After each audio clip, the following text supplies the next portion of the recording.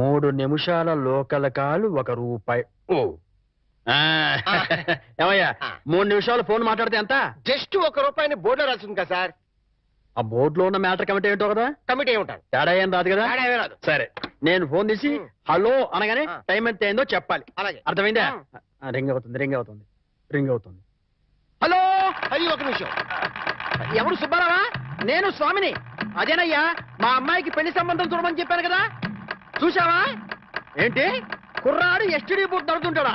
చిచ్చి, after all నా కూతురుని ఎస్టీడీ బూత్ నడుపుకునే అడిగిస్తానా? నెవర్. సిగ్గు లేదు. పెట్టేస్తాను. పెట్టాయి. ఏమంతా?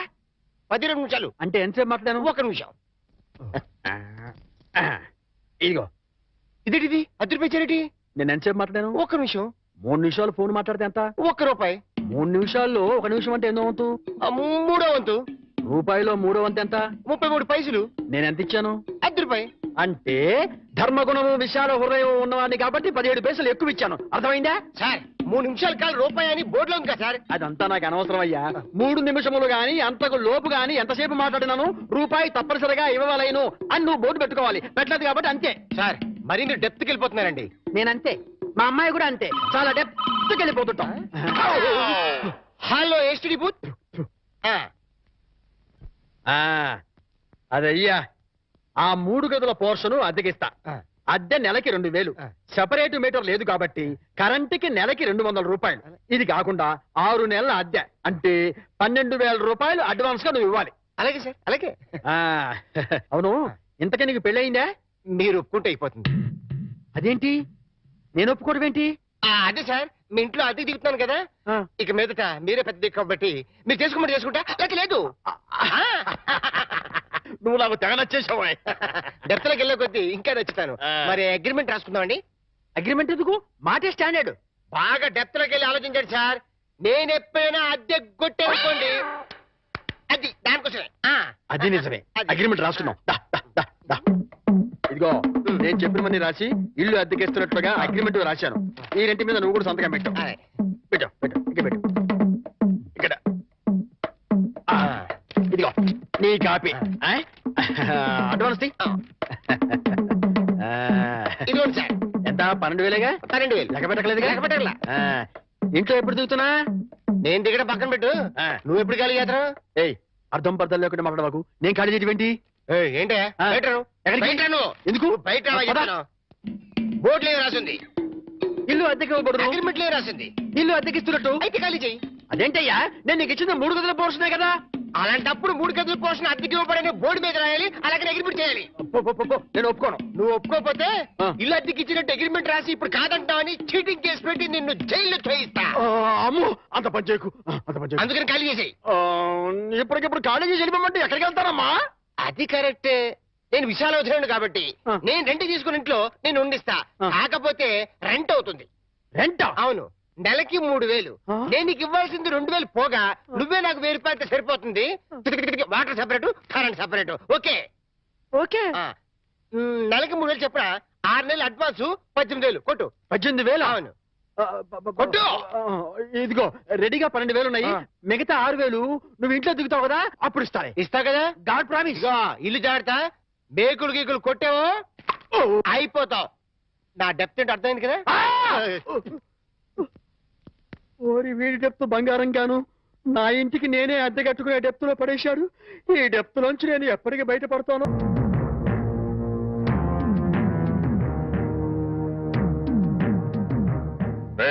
ఇంట్లో అద్దెకుంటు నువ్వేనా? నేను అద్దెకుంటలేదు, నేను ఇంటి ఓనర్ని. నువ్వే ఓనర్ మరి గ్యారంటీ ఏంటి? నీకు ప్రూఫ్ కావాలా? అవును. నాతో రా.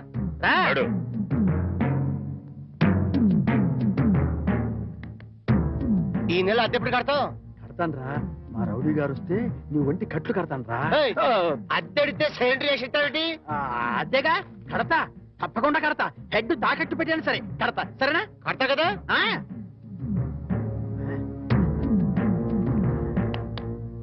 అద్దె కదా కడతావయ్యా.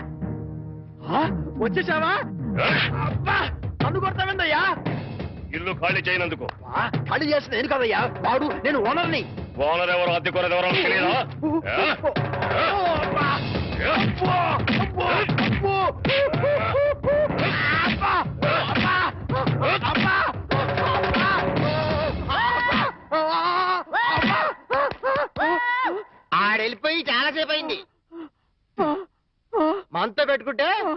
పడుద్ది పడిందిగా. అది.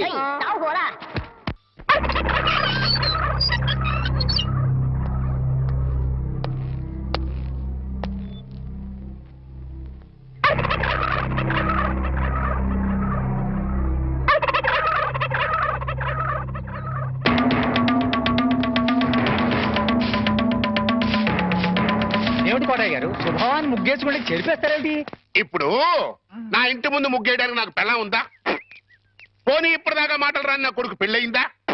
అందుకే నా ఇంటి ముందు ముగ్గేయడానికి కోడల పిల్ల వచ్చేంత వరకు ఈ వీధిలో ఎవరింటి ముందు ముగ్గుండడానికి వీల్లేదు.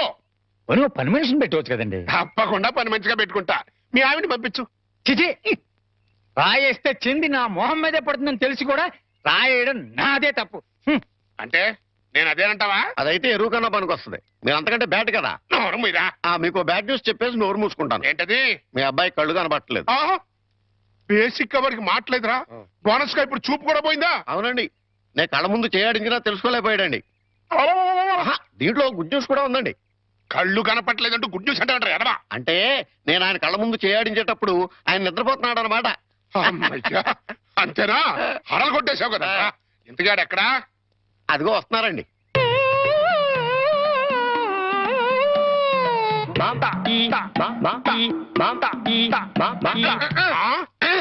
అలాగా. రే, ఇప్పుడు నాతో ఏం టాకింగ్ చేశాడు చెప్పు. తెలీదండి. మరదే చెవులు ఆగాడు అంటే టిఫిన్ పెట్టించు మరి. బుగ్గగిల్లాడు అంటే కాఫీ గాని టీ గాని ఇప్పించు మరి. ఏమిటో మోగ వెధవ. అందుకే ఈ టచింగ్ భాష. నా టిఫిన్ పెట్టిస్తాను. అనుమానం కాబోయే కోళ్ళు దండం పెట్టుకో. దండం పెట్టుకుంటాను కానండి. మీరు బోల్డ్ ఆస్తి పెట్టుకుని హెడ్ మాస్టర్ ఉద్యోగం తప్ప పైసా ఆదాయం లేని ఆడమ్మాయిని కోడలు చేసుకుంటానంటారేంటి? వారి పిచ్చి వెధవా. మన చీఫ్ మినిస్టర్ ఎవరు? హెడ్ మాస్టర్ గారు శిష్యుడు. కమిషనర్ ఆఫ్ పోలీస్ ఎవరు? హెడ్ మాస్టర్ గారు శిష్యుడు. జడ్జి గారు ఎవరు? హెడ్ మాస్టర్ గారు శిష్యుడు. కనుక దీన్ని బట్టి నీకేం అర్థమైంది? హెడ్ మాస్టర్ గారితో పెట్టుకుంటే మీ డొక్క పగులుద్దని అర్థమైంది. అందుకే పిచ్చి వెధవా. నేను ఆయనతో బియ్యం పెట్టుకుంటున్నా. అయితే దీంట్లో గుడ్ న్యూస్ ఉందండి. మీరు ఆయనకి బియ్యంకుడు కావడం వల్ల ఆయనకుండే గౌరవం మీకు వస్తారన్నమాట. బాగా అర్థం చేసుకున్నావు. దీంట్లో బ్యాట్ కూడా ఉందండి. మరి ఆయన మీకు విజయంకుడు కావడం వల్ల ఆయనకుండే గౌరవం పోద్ది. ఆకలిస్తుందా? టిఫిన్ తింది కదా. రే చంటి, సినిమాకి వెళ్దామంటేనేమో డబ్బులు లేవు. మీ నాన్నేమో ఇచ్చి తావడం.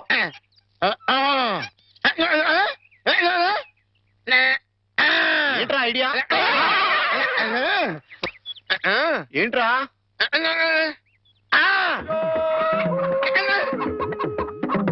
కోళ్ళు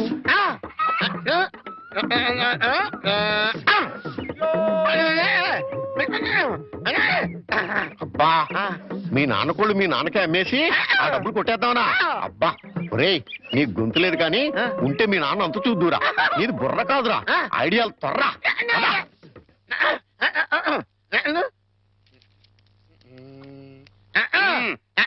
కోటయ్య గారు, మీకు గుడ్ న్యూస్ అండి. ఏంట్రా? 2 కోళ్ళు చాలా చీప్ గా వచ్చేసి ఓన్లీ 40 రూపీస్. ఏంటి 2 కోళ్ళు 40 రూపాయలనా? కావాలంటే చూసుకోండి. ఏంట్రా, నా చెవులోనే కోడికలు పెడదాం అనుకుంటున్నావా? నా కోళ్ళే తీసుకొచ్చి నాకే అమ్మేస్తావా? మీకు పక్షపాతం వచ్చి చచ్చిపోయినంత తొట్టండి. ఈ మీ కోళ్ళు కాదు, మీ కోళ్ళు అన్నారు కాబట్టి ఆ ఏ రంగులో ఉంటాయో చెప్పండి. ఒకటేమో ఎరుపు. ఇది ఏ రంగండి? తెలుపు. మరి మీది కాదు కదండి. కాదు. ఇంకోటి ఏ రంగండి? తెలుపు. ఇదే రంగండి? తెలుపు. మరి మీది కాదు కదండి. అస్సలు కాదు. అందుకే 2 చీప్ గా వచ్చి 40 రూపీస్ ఇచ్చేయండి. నీ అమ్మగారు బంగారం గారు ఎప్పుడు బ్యాడ్ న్యూస్ చెప్పేవాడు. ఇవాళ ఎంత గుడ్ న్యూస్ చెప్పేవరా? ఆడికి ఇచ్చారా?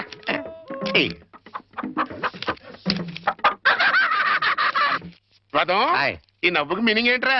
ఏం లేదండి, సినిమాకి వెళ్ళడానికి డబ్బులు లేక మీ కోళ్ళు మీకే అమ్మేశాం కదా అని హ్యాపీగా నవ్వుతున్నాడండి. గురుజీ గురుజీ గురుజీ, మీకు గుడ్ న్యూస్. ఏంట్రా అది? అంటే నేను సినిమాకి వెళ్ళాం, సినిమా అదిరిపోయింది, క్యాష్ గిట్టుబాటు అయింది. అయితే దీంట్లో బ్యాడ్ ఉంది. మరి బ్యాడ్ ఏంట్రా? అంటే ఆ సినిమా కథ మీకు టచింగ్ లాంగ్వేజ్ లో చెప్పాలని ముచ్చట పడిపోతున్నాడు. అలాగా? అందులో బ్యాడే ఉంది. చెప్పు నాన్న, ఏ సినిమాకి వెళ్ళావు?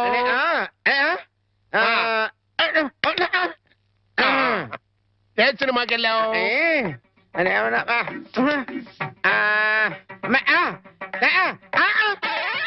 ఏంట్రా? హెడ్ మాస్టర్ గారి ఇల్లు. అబ్బో, ఏంట్రా? హెడ్ మాస్టర్ లో హెడ్ తీసేస్తే ఏముంటది? మాస్టర్ ఓహో మాస్టర్ సినిమాకి వెళ్ళావా తెలివితే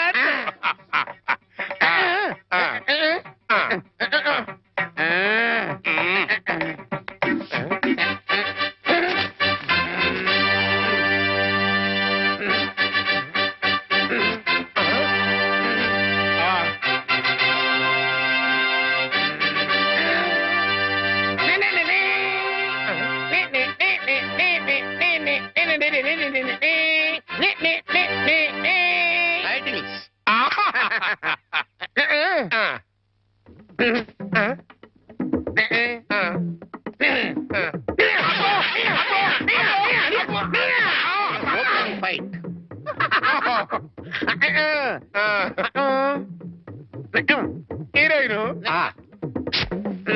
హీరో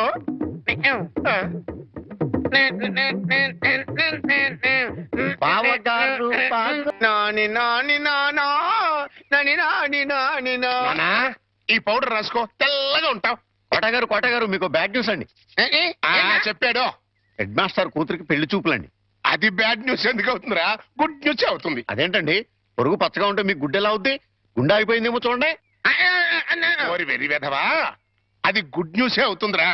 అంటే ఆ సంబంధం క్యాన్సిల్ అవుతుంది కాబట్టి. ఎందుకు క్యాన్సిల్ అవుద్ది?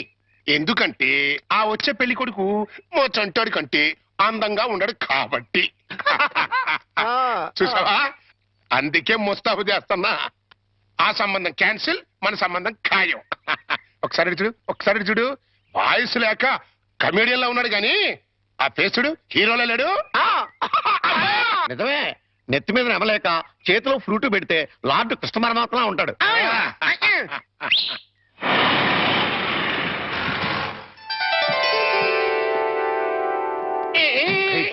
పిల్లలు చూసారా నానా?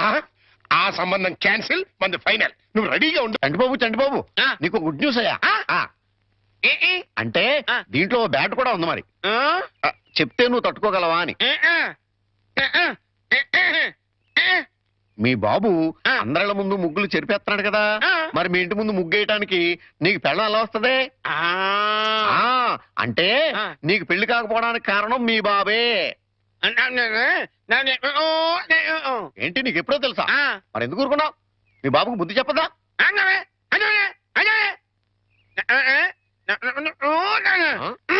ఏంటి, ఒక ఐడియా వేసావా? ఏంటి ఐడియా? చెప్పు.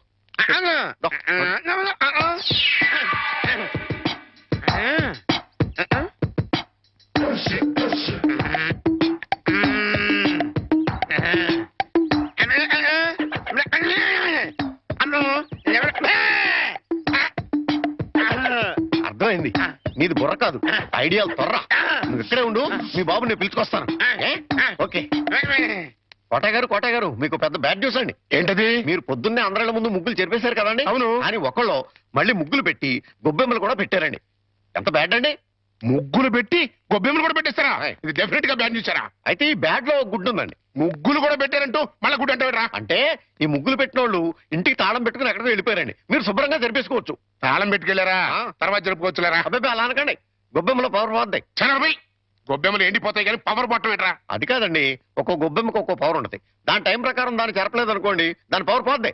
మీరు గొబ్బెమ్మలు జరిపేదాకా చంటిబాబుకి నాకు అస్సలు మనశ్శాంతి ఉండదు. ఏంటారా మీరు మీరు మీరు కూడా నా రూట్లోకి వచ్చేస్తున్నారు. వెళుతున్నా ముగ్గులు చెరిపి గొబ్బెమ్మలు చిద్దుముత్త ఓపెన్ అయిపోతా. మామూలుగా అయిపోవటం ఏంటండి, ఫుల్గా అయిపోతాయి. ఇదిగో గొబ్బెమ్మలు నొక్కండి, ఆ సెంటర్ నొక్కండి.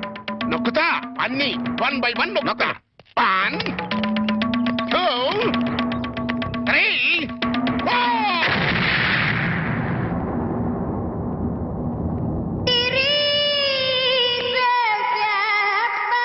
ఇదేంట్రా గొబ్బెమ్మ పేలింది? ఏ గొబ్బెమ్మలో ఏ బాంబు ఉంటుందో ఎవరికి తెలుసండి. కాకపోతే టోటల్ గా బ్యాడ్ ఏంటంటే బాంబు వెళ్ళటమా? కాదు, మీరు బతికి బయటపడటం. గురుజీ, ఉత్తరం రాసి పెట్టండి. నేను నీకు రాసి పెట్టమేంట్రా? నువ్వే రాసుకున్నాడు. నేను రాస్తే నేనే వెళ్ళి చదవాలి. అంత బ్యాడ్ గా ఉంటుంది మన రైటింగ్. రాయండి ప్లీజ్. చెప్పాడు. ప్రియమైన మామయ్యకు, ఇక్కడ మేమంతా క్షేమంగా ఉన్నాము, మీరంతా అక్కడ క్షేమం అని తలుస్తాను. రాశారా? కనపట్ల ఆ. ఇక్కడ మేమంతా ఆరోగ్యంగా ఉన్నాము, అక్కడ మీరంతా ఆరోగ్యంగా ఉన్నారని తెలుస్తాను. ఇప్పుడే కదా చెప్పావు, మళ్ళీ అదే ముక్క చెప్తావుటి? నీదొక మాయగోల. మీరు రాయండి. ఇకపోతే నాన్నకు గుండెపోటు వస్తే అపోలోలో జాయిన్ చేశాను. అంతా ఆరోగ్యంగానే ఉన్నారని చెప్పావు కదరా. తమ్ముడికి కాలు విరిగితే మెడ్విల్లో జాయిన్ చేశాను. చెల్లెమ్మకు అమ్మోరు పోసింది. మీకు హై బీపీ కదా, ఎలా ఉంది? అత్తగారికి ఉబ్బసం తగ్గిందా? బావు మరిదికి టీబీ తగ్గిందా? ఆ? అబ్బా, ఇది చెప్పడానికి ఉత్తరం కూడా ఎందుకురా? All out, start immediately and telegrams సరిపడా. సార్, మన రిక్షా వాడికి జ్వరం వచ్చిందంట, ఇవాళ రానని కబురు చేశాడు. వేరే రిక్షా తీసుకురారా? మామగారు, నా స్కూటర్లో మిమ్మల్ని స్కూల్ దగ్గర డ్రాప్ చేస్తారండి. నీకెందుకే శ్రమ? నువ్వు ఇంట్లో శ్రమే ఉంది మామగారు. రండి రండి మామగారు, కూర్చోండి. నేనెంత అదృష్టవంతున్నయ్యా. నా మీద నాకే అసూయగా ఉంది. అసూయ పడ్డానికి ఎక్కడో శాలిటీ ఉందండి. అసూయ కాదురా, కుళ్ళు పుడుతుంది. వాళ్ళ అన్యోన్యత చూస్తుంటే మనసు కుతకుతకుతకు ఆడిపోతుంది. ఇన్ని నెలల నుంచి చూస్తున్నాం, అసలు వాళ్ళిద్దరూ తండ్రి కొడుకులా మామ అల్లుళ్ళని డౌట్ వస్తుంది. కోళ్ళు పచ్చగా ఉంటే చూడలేరా అండి మీరే? అస్సలు డౌట్ లేదు. మీకు గొబ్బెం బాంబు కరెక్ట్ కదండి, కార్ బాంబే కరెక్ట్. అంటే ఏంట్రా, ఆ రోజున గొబ్బెంలో బాంబు పెట్టింది నేను కాదండి, మీరు అందరిళ్ళ ముందు ముగ్గులు చెరిపేయడం వల్ల తనకు పెళ్లి కావట్లేదని మీ కొడుకే పనిచేశాడు. ఎరా, నిన్ను. ఏ గోలంట్రా? సినిమా కథ చెప్పాడు కదండి ఇంతవరకు. ఇప్పుడు బేక్ మ్యాన్స్ మరమదేశం అని టీవీ హర్రర్ సీరియల్ చెప్తానంటున్నాడు.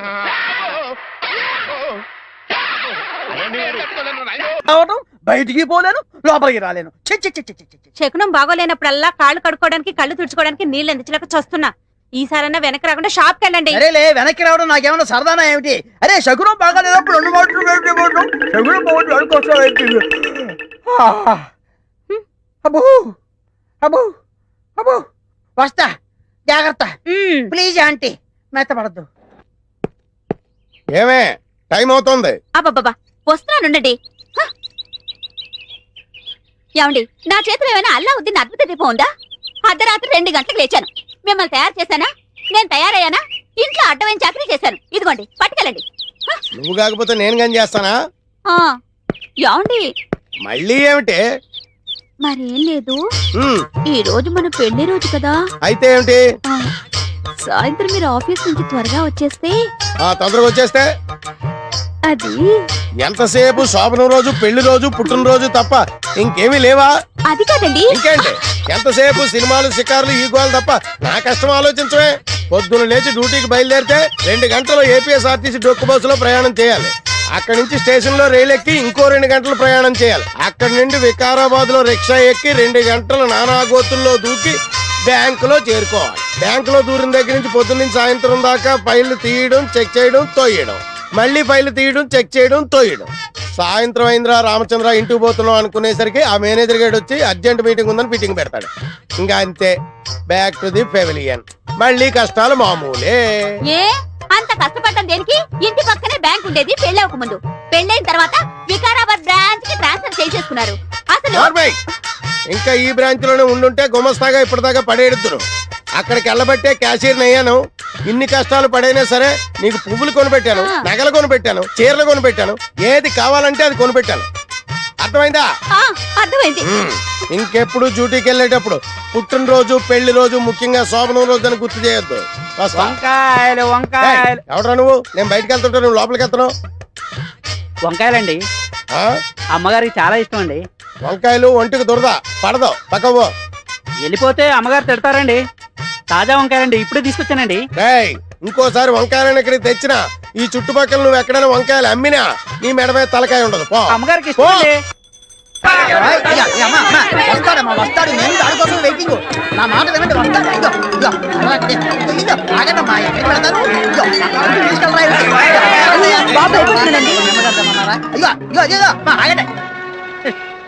ఏదో సినిమా వదిలిపెట్టడంతా వెళ్ళిపోయారేంట్రా? నిన్ను అబ్బా ఒరే చుంచుగా, ఎక్కడైనా ఓనర్ కోసం వర్కర్ వెయిట్ చేయడం చూశాం గానీ ఇలా వర్కర్ కోసం ఓనర్ వెయిట్ చేయడం వాణిజ్య రంగంలో ఇదే మొదటిసారి. ఈ దుర్భర పరిస్థితి ఎవరికీ రాకూడదు. ఛీ!